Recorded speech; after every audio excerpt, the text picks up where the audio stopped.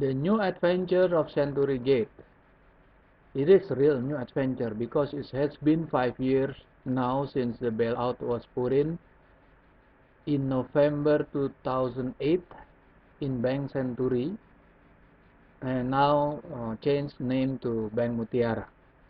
Now we would like to see whether any significant changes in the company performance, in the bank performance.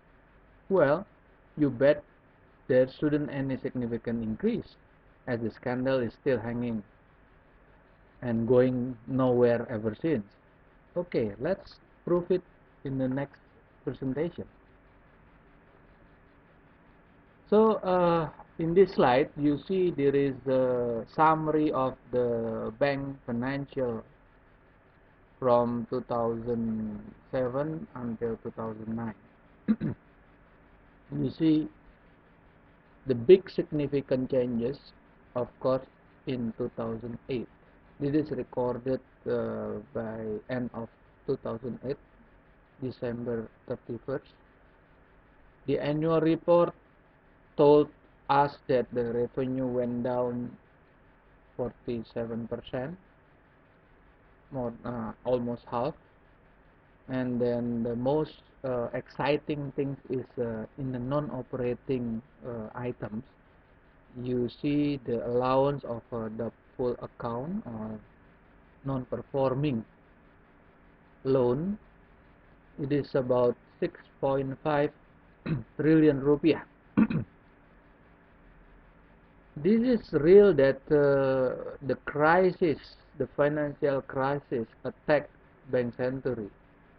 It suffered of the losses. But if we put more attention in the such allocation of the non-performing loan, about 6.5 trillion compared to the year before, is increased almost 30 times. You see, in the 2007, the doubtful allowance is only 230 something billion rupiah. If we calculate based on free cash flow method, so we can find that the free cash flow in 2008 is actually increasing because the doubtful allowance is not yet a losses or the absolute losses. It's still allocation. So if we are talking about cash flow, the money it should be there, but the company already written off. Okay, if we restore first, so definitely bank is still holding a securities about 6.5 trillion rupiah. If we see the revenues went down more than almost half. And in year 2009, after the company received 6.7 trillion bailout from the government, the revenue still went down 13%. There is no effect. Well, net income from the losses, of course they put a profit. They make a profit. But the revenue is still went down. So if we see the next, what caused or what include in the allocation of the non-performing loan,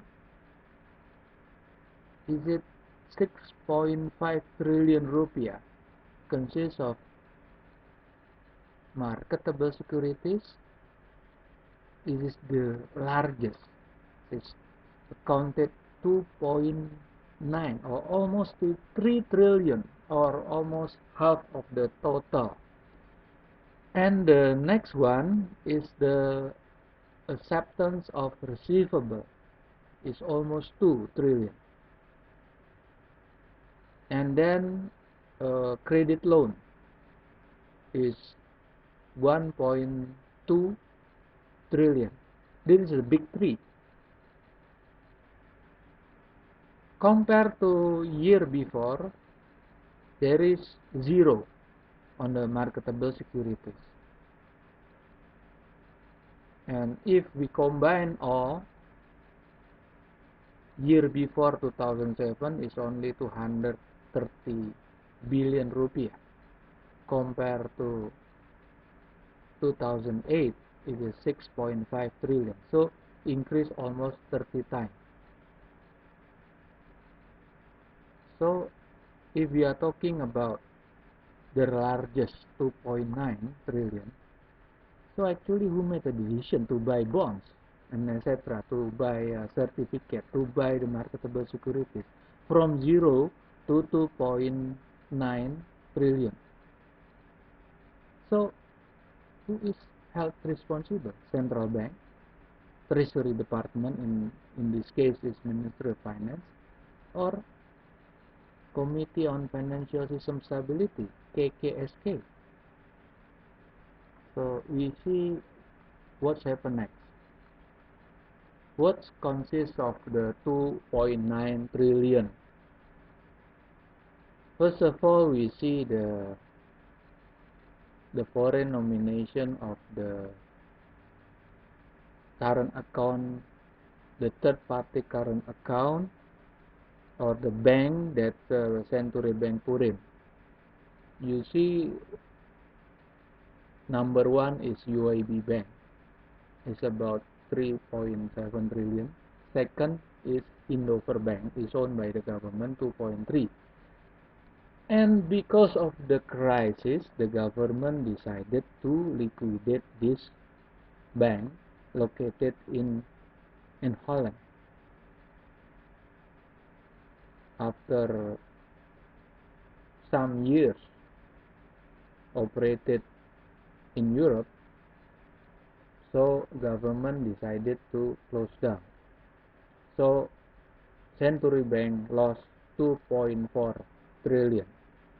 There is absolute loss. Well, such loss may be acceptable because the government decision, but at the end of the day, who actually advised to put such a big value to that bank? Well, maybe as a question.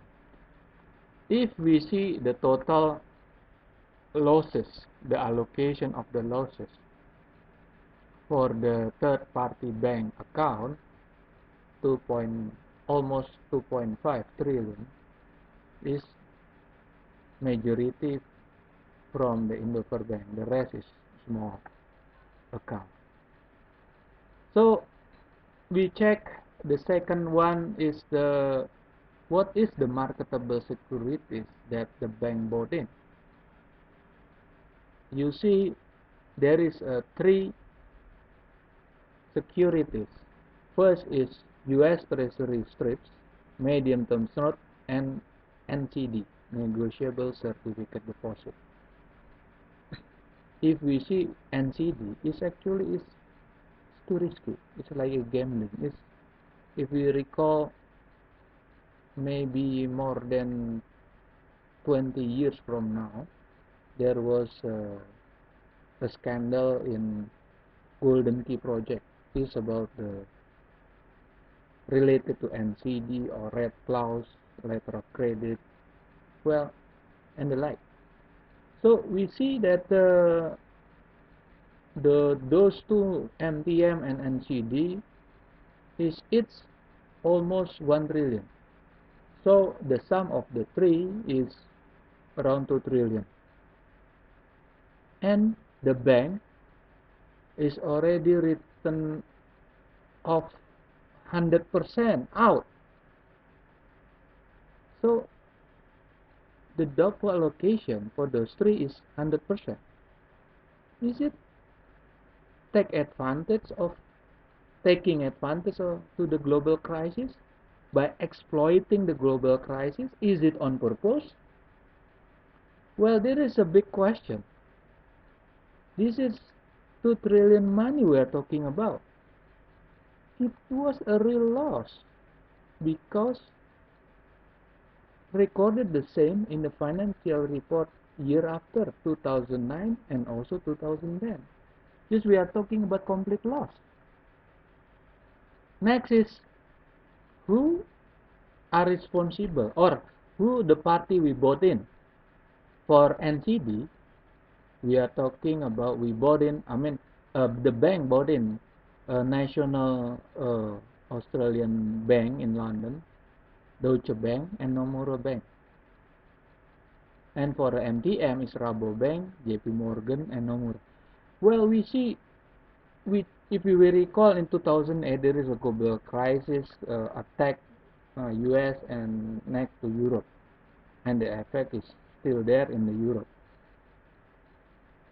We see the several big investment banks like JP Morgan, Morgan Stanley fell for bankruptcy or are closed down. They are all the big names. Well, the question is, year before 2007, the bank did not make such purchase. Why? In 2008, they put 2 trillion at risk. So, where the hell the securities go? It just vanished as it was. Any chance to recover? Why 100% loss?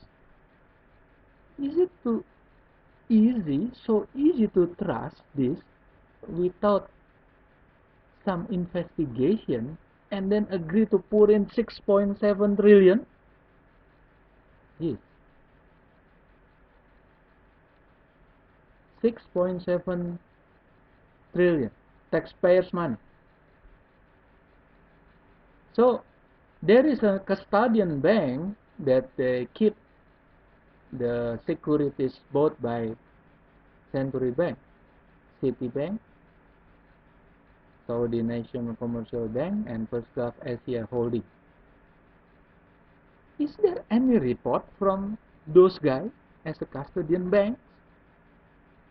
Was it just all gone? Is it buying all three types of securities, same as pure gambling, like we put in the whole money in the poker table? Who are those guys whom the bank bought things from? Any news? So we go next to the acceptable of receivable. The bad credit or non-performing is US nominated. You see, the losses is about almost 2 trillion from almost or more than 20 companies. Where was the money uncollected? So the question is, who are those 20 more guys? Who are the debtors? Who are the owners? Have they been put on a trial, investigation? We never heard. And if they got the money, almost or around 2 trillion,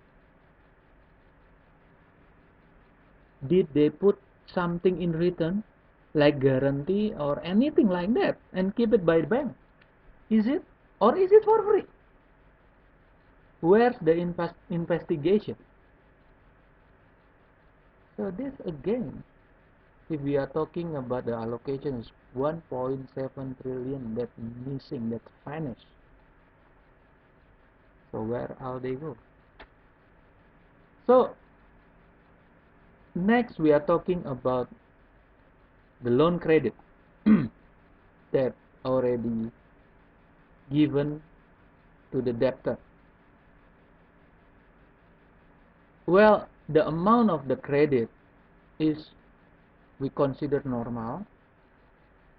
The bank gave 3.5 trillion credit in 2008 is a bit decreased from a year before, 2007 is 3.9 trillion. So it's normal. During the crisis, bank must be prudent and then reduce the credit. But the problem is the current is only 2.1 trillion and the rest is in doubt. Well, there is a leveling, there is a class. First is being from less to the heaviest. First is special attention about less than 1 trillion, substandard about 130 billion rupiah, doubtful is 23 million, and complete loss is complete loss is 340 billion rupiah. So all in all it's 1.4 trillion. But the bank is written off, meaning that they allocate as the non-performing the whole things. But there is a special attention, there is a substandard, there is a chance to collect, but they all written off. So whose mistake is that? Were we blame all to the global crisis? No, Indonesia has no effect on the global crisis, except for the money to buy international marketable securities or anything dominated in the US dollar, because it should be a major connection to the US and Europe. So if we are talking about 6.7 bailout, what's the terms of bailout? This is a lending. There is a must pay back in full and with a guarantee. Is the government given out 6.7 trillion without a promise, without guarantee, without anything that they hold? Well, if we are talking about BPPN or the Indonesian Bank Recovery Agency, set up in 1998 during the financial crisis, IBRA holds the bank asset. In return, they issue recap bond from the government. That's an experience. Okay, next is what is the composition of the loan credit? So the big three is working capital, export-import credit, and then investment credit. So all in all, export-import credit like trade finance, letter of credit, etc. is 100% loss. Is there any recovery at all? So if non-performing working capital is also big.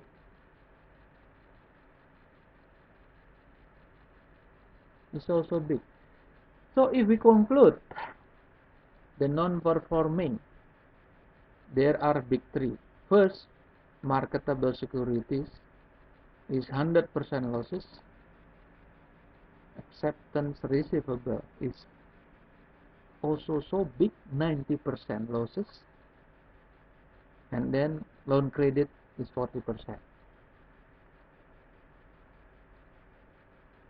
Our question at first, did the bank recover from the crisis or they make use or took advantage of the bailout 6.7 by gearing up their performances, you see, that's nothing. Well, it took 5 years to become at level as at level of year 2007. At that time, the asset is around 14 trillion, and today, I mean end of 2012, is 15 trillion. Why took so long? 5 years, just only leveling off, and any chance to pay back 6.7 trillion? No way. Of course not. Where? How they pay back? They never install the 6.7 taxpayers' money. Never. If they install, they will collapse. So, if we are talking about the systemic crisis in 2008, there's nothing to do with systemic crisis of the financial or a bank industry. If you see in the slide, there is, I put it, 6 big bank.